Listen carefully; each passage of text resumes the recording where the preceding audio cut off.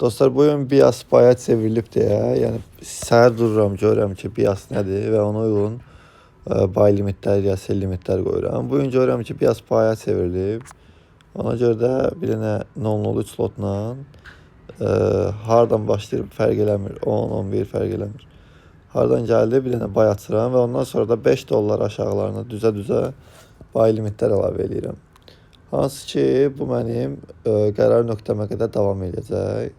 Qərar nöqtəsində artıq reaksiya görsəm ki, kəsilir. Yəni artıq baydan çıxır, vəziyyət BIAS selə çevrilir. O zaman mən bütün əməliyyatlarımı stop loss ola bilərəm. Amma ona qədər bu əməliyyatlarımı hər birini saxlamaqda, yəni rahatam da. Hər gün buna eyni cür siz də eləyə bilərsiniz. Məsələn, mən səhər durdum, dedimsə ki, BIAS baydır, siz də bu cür eləyə bilərsiniz. Və qərar nöqtəsinə qədər. Bugün qərar nöqtəsi 77-yə qədər. İndi 81-dən də 5 aşağı 76.